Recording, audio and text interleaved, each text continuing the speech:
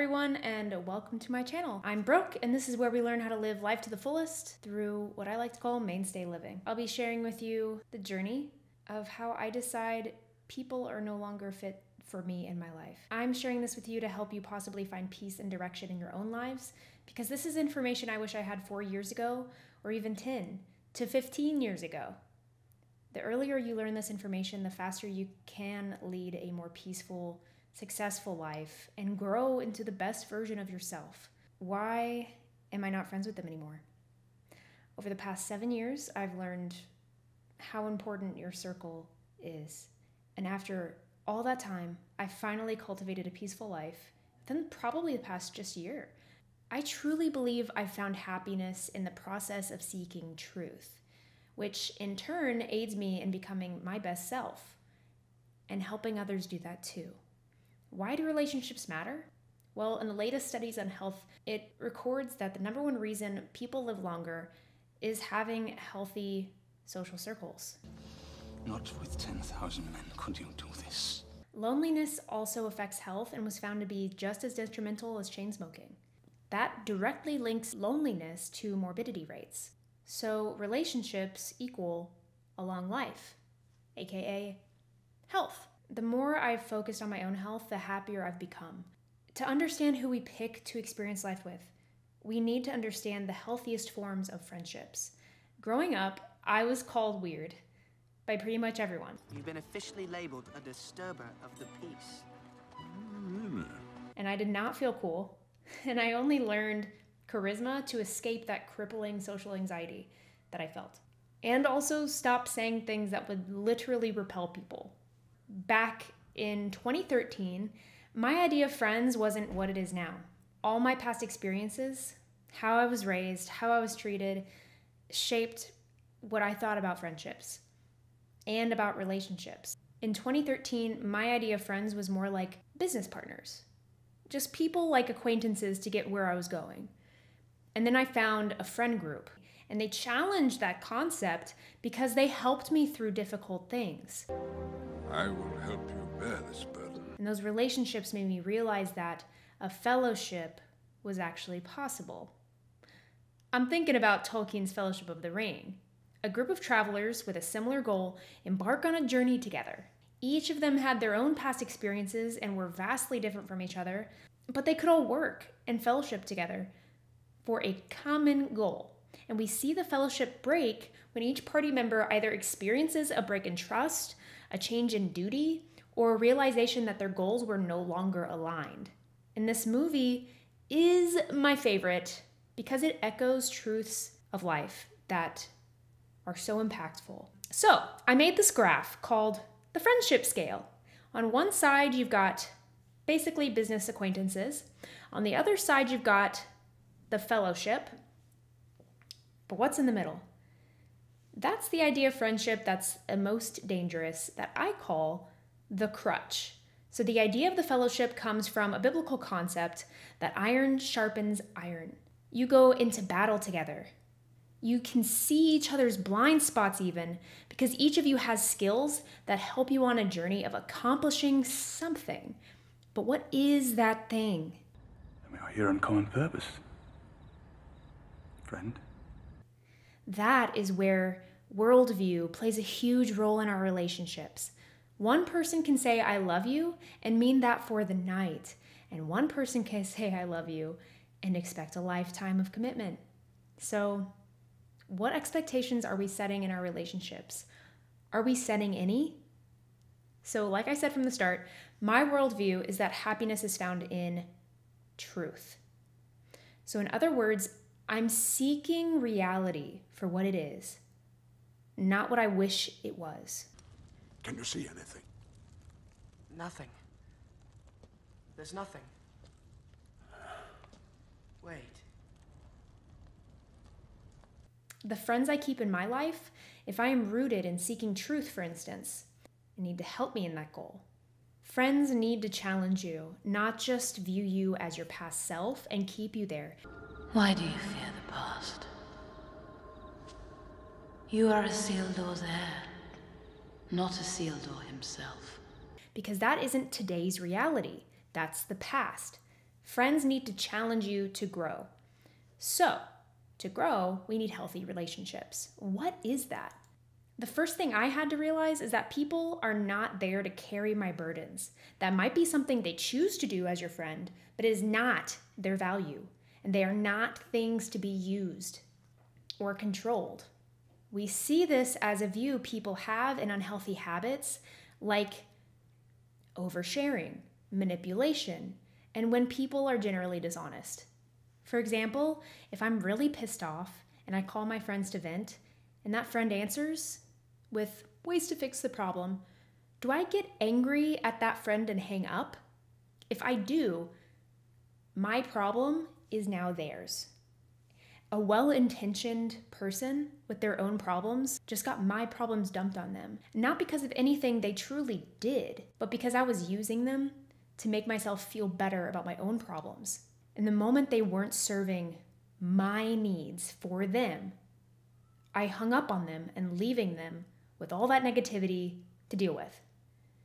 Which leads to number 2, don't blame others. Not only is this a lack of setting expectations by not, for example, telling the person on the phone, hey, I need to vent. Could you be a listening ear? But by not doing that, I'm letting them control my happiness and selfishly burdening them with my problems that I'm unwilling to deal with or fix myself. The moment you blame others for your needs is the moment that should cue you in that you actually have a problem that needs fixing. Emotional dysregulation refers to difficulties in managing and expressing emotions in a healthy and appropriate manner. Individuals who experience emotional dysregulation may have trouble controlling their emotional responses to situations, especially when it's intense, and it leads to their own intense and unpredictable mood swings in various ways, such as excessive anger, sadness, anxiety, or irritability. Butterworth was loyal to me, not some wizard's pupil. My son, leave me. And this is not something that you should employ your friends or loved ones to fix. This is inner work that should be done by the individual. Usually it comes from trauma that has been continuously ignored, brushed under the rug, and is usually accompanied by a misunderstanding of what boundaries are and disregarding setting healthy boundaries altogether. Your emotions are not anyone's problems to deal with. They are your own.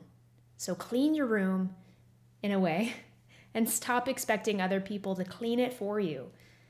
If you yell at others, if you can't control your emotions or self-regulate, or any of these problems are happening to you, if you can't self-regulate without pornography, video games, going straight to your phone to scroll, if you can't self-regulate or any of these problems are happening to you, the best way you can start to position yourself to find better circles and be a helpful friend is to get a licensed and third-party therapist for yourself.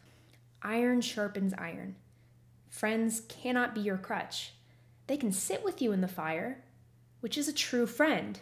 They can fight with you. But if you're unwilling to take that hand in the fire and get out and that friend leaves you, you have no one else to blame but yourself. All we have to decide is what to do with the time that is given to us. Like we've said, iron sharpens iron, but a rock would dull the iron. So are you sharpening them? Are you selflessly trying to help without expecting anything back? Unless you deal with your emotional dysregulation and clean your room, you cannot be a true friend to someone. Number 4, no one owes you anything. If you blame others for your problems, you will never grow to your truest potential. You can't really change others. They're not under your control. I found the most peace in realizing that the continuous actions someone does is something I can trust. And don't trust what other people say. Trust what people do. And you can be more discerning of who people are that way. For example, if someone never calls you back and you're doing all the visiting, and it's been that way for a really long time, you can't expect that person to change. You also can't expect that person to have the same definition of friendship that you do. That is who they are. And the moment I realized that, I had so much peace because their actions were no longer my burden. Number 5, disagreements should not affect your self-esteem. Do you ever feel like if someone is disagreeing with you, then they are disagreeing with who you are? I have. Give Gondor the weapon of the enemy. Let us use it against him. You cannot wield it. None of us can. The One Ring answers to Sauron alone. It has no other master. And what would a ranger know of this matter? This is no mere ranger. He is Aragorn. Gondor has no king. Gondor needs no king. That is actually linked to self-esteem, or a lack of self-esteem. And can be that you grew up with parents who maybe didn't encourage you, or it could be that you had a lack of self-identity growing up, or maybe you were never understood and you feel misunderstood whenever people disagree with you. Maybe you were discouraged a lot. When two people disagree, a healthy discussion isn't throwing things back in their face and yelling, pointing out their flaws as a way to say, you're not perfect too. A healthy discussion is knowing that just because someone disagrees with your thoughts doesn't mean that they're disagreeing with you. It is a separating. There is a separation from yourself and your opinions. Your opinions are not who you are, really. They're not intrinsic to your value. It's separating yourself from their opinions. If you have self-esteem to do this, there is no reason to take it personally when someone disagrees with you. And let them take your happiness. People can have their thoughts and you can have yours. And we can talk about it while respecting each other. Disagreements don't phase you in a healthy relationship if you have self-esteem. Number 6, cutting out toxicity. As we've said, you can't really change people, nor should we try. But you can choose who you keep in your life. And there's a fine line between disagreeing and toxicity. When you're growing self-esteem and learning boundaries, 9 times out of 10, you've already let someone into your life that is toxic. Narcissists, for example, are really drawn to people who are very empathetic. So, for example, you've got to take the weeds out of the garden to help your flowers grow. Sometimes it's painful. Maybe you have trauma bonds. Maybe you've grown up with this person your whole life. But if you've tried to start over and it just won't happen in that relationship, sometimes you have to save yourself from drowning too, if the other person is pushing you under with them. I have no patience anymore for being stuck in the past and being controlled or manipulated, or anyone discouraging me from being healthy. I have a story about that. My older sister and I weren't always that close. We've been close in the past. It's hard when you've known someone for a long time, but don't really know them. So the story is, when my dad passed, I remember distinctly talking about these religious concepts, and my sister looked at me and said, wow, I didn't know that you knew all that stuff. And I was kind of taken back because it's like, well, of course I do. I went to a liberal arts college where I took a lot of religious classes and I studied theology and religions and philosophy. And I'm not the same person I was when we were teenagers and lived together. And I think she still thought of me as the girl who was living in a van with no life plan. But I had to show her that new side of myself. I had to show up as this new person to give her that new perspective of who I was. So, that being said, sometimes relationships that haven't helped you grow can change. It's rare, but it happens. I would have followed you, my brother. My captain. My king. Number 7, unless someone gives you a reason not to, expect the best of others. I always give people chances, even second chances. I even given people 5th, 10th, 20th chances. That doesn't mean you don't forgive people, right? That doesn't mean that you don't love them from afar, you don't respect them and wish them well. But I trust the information I get back. I don't overshare now. I'm careful with what I say unless they earn that level of relationship with me. They have to earn my trust. If by their actions they prove that they are not healthy for my life, I step away. And there are levels to friendships too. I'm not saying talk to someone like you just met them or have known them for 10 years, nor am I saying the business partner is a bad thing. But I don't give someone something they don't deserve anymore. Nor do I keep giving if by their actions that I've overstepped and trusted beyond the level of intimacy that I should have. By the way, all of that is an example of setting healthy boundaries. It's not being rude to someone and saying, "You've overstepped my boundaries, how dare you?" Boundaries are control of how you react to people. Thank you for joining me on this journey. And until next time, I hope you take that step towards your best life and stay mainstay.